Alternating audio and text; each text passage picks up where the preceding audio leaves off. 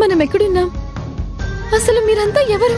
అక్క గట్టిగా మాట్లాడుకు, మన మాటలు బయటున్న వాళ్ళకి వినిపిస్తాయి.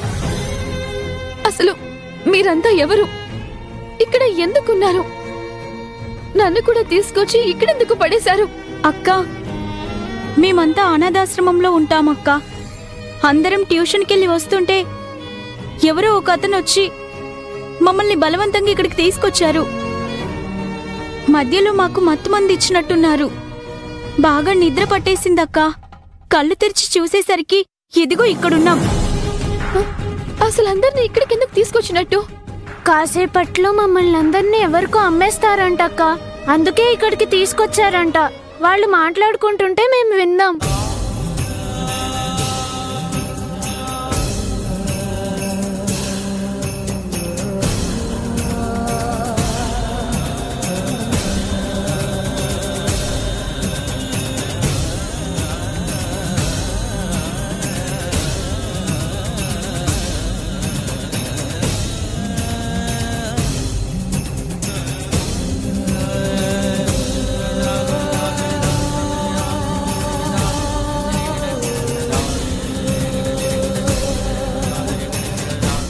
అక్క మాకు చాలా భయమేస్తుందక్క, ఇక్కడి నుంచి ఎలా తప్పించుకోవాలో అని.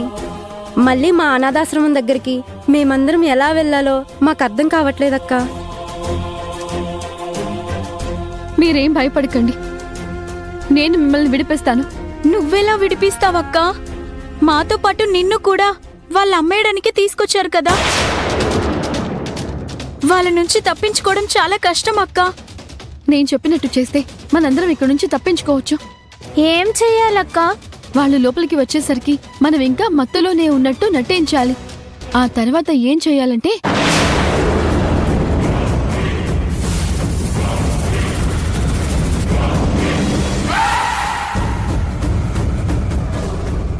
రేయ్ వాళ్ళని తీసుకొని రండి రా. సరే అన్నా. మీ ఇద్దరు కూడా వెళ్ళండి. అలాగే అన్నా.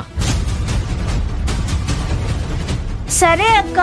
ఇలా చేస్తే మనందరం ఇక్కడి నుంచి తప్పించుకోవచ్చు. మీకు అర్థమైంది కదా? నేను చెప్పినట్టు చేస్తారు కదా? చేస్తామక్క. సరే సరే, అందరూ పడుకున్నట్టు నటించండి.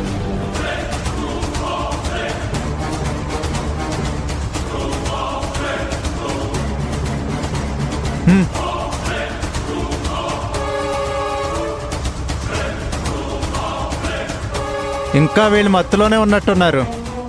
మనం తీసుకెళ్ళడం ఈజీ అవుతుంది. పదండి.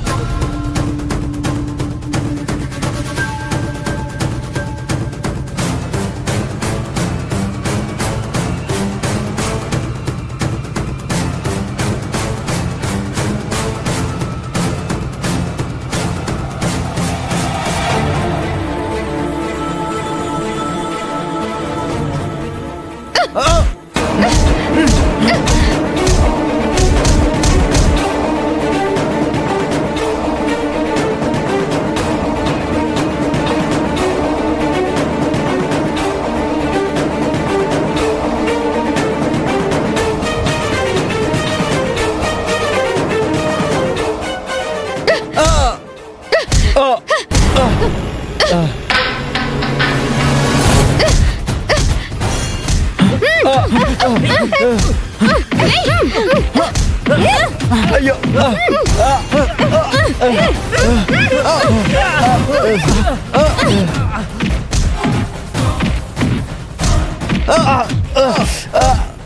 పదండి. రేయ్ వాళ్ళని పట్టుకోండి రా. వెళ్ళండి. కూర్చోండి.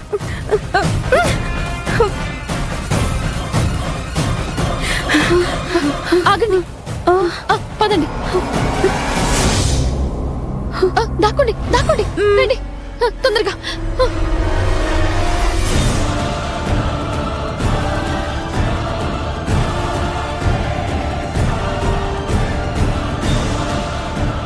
ఎటెళ్ళారా వీళ్ళు?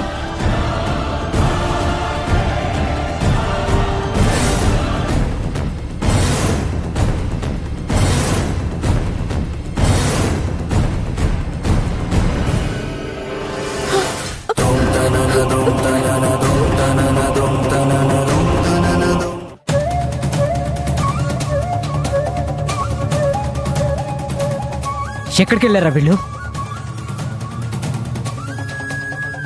ముందుకెళ్ళి చూద్దాం పదండ్రా.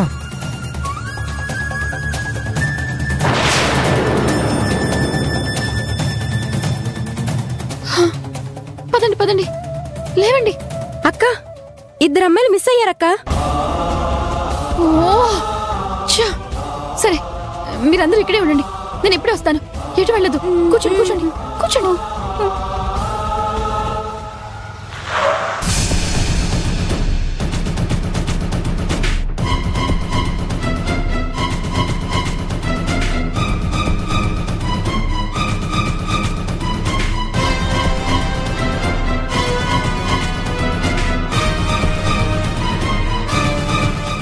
పంతులు గారు ఒక్క నిమిషం. పంతులు గారు చెప్పండి, ఏం కావాలి? గుడి లోపల ఇంకా భక్తులు ఎవరైనా ఉన్నారా? భక్తులు లోపలుంటే బయట గడెందుకేస్తానండి? మీరు అసలు ఏం అడగాలనుకుంటున్నారు? ఏం లేదు పంతులు గారు, ఒక చిన్న సమస్య. ఒక్కసారి ఈ ఫోటో చూడండి. ఈ అమ్మాయి ఒక అరగంట గంట క్రితం ఈ టెంపుల్కి ఏమైనా వచ్చిందా పంతులు గారు? మీరేమైనా చూసారా? చూడండి, ఎంతోమంది భక్తులు వస్తూ ఉంటారు. అందరి ముఖాలు గుర్తుపెట్టుకోవటం అంత సులువైన పని కాదు. అలాగే ఈ అమ్మాయి కూడా గుడికొచ్చిందో లేదో అంతగా గుర్తులేదండి. దారిలో ఒకళ్ళిద్దరూ ఇటువైపే వచ్చిందని చెప్పారండి, అందుకే ఆశతో వచ్చాను. వచ్చి ఉండొచ్చు, లేకపోతే రాకపోయి ఉండొచ్చు. ఇంతకీ ఈ అమ్మాయి ఎవరు? ఈమె నా కోడలు పంతులు గారు. ఇంట్లో ఏదో చిన్న సమస్య, అందుకే పాపం బాధగా బయటకొచ్చింది. తనను వెతుక్కుంటూ నేనొచ్చాను. సంసారాల్లో ఇలాంటి సమస్యలు చాలా సర్వసాధారణం కదండి. మనకి వీలైనంత వరకు సమస్యలు రాకుండా చూసుకోవాలి. అవి వచ్చాయా, ఇదిగో ఇలాగే సతమతం అవ్వాల్సి వస్తుంది. మీరన్నది కూడా నిజమే పంతులు గారు, కానీ ఏం చేస్తాం, ప్రతిదీ మనం అనుకున్నట్టు అవ్వదు కదా. ఆ దేవుడు రాసే రాతకి మనం తలవంచక తప్పదు కదా.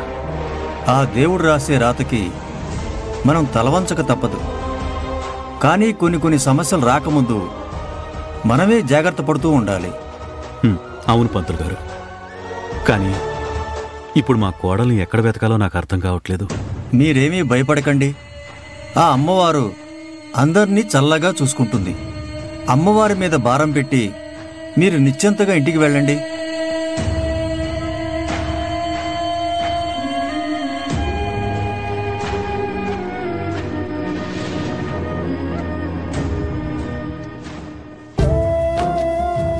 అమ్మా తల్లి, నా కోడల్ని ఈ సమయంలో ఎక్కడ వెతకాలో ఎలా వెతకాలో నాకు అర్థం కావట్లేదు. తనకు ఎలాంటి ఆపద రాకుండా నువ్వే చూసుకోవాలమ్మా. నీ మీద నమ్మకంతో నేనింటికి తిరిగి వెళ్తున్నాను. ఇక అభి బాధ్యత నీదే తల్లి, నీదే.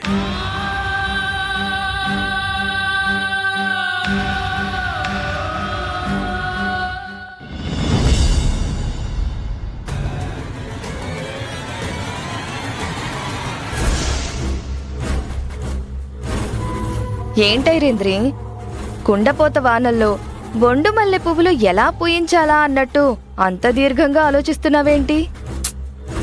ఏం లేదు వదినా. నువ్వు అంతగా ఆలోచిస్తున్నావు అంటే ఎవరినో ఒకరిని ముంచేయడానికైనా అయ్యుండాలి, ఎవరో ఒకరిని నాశనం చేయడానికైనా అయ్యుండాలి. ఎవరి మీద టార్గెట్ పెట్టావేంటి? ఇంకెవరు? ఆ అభినే.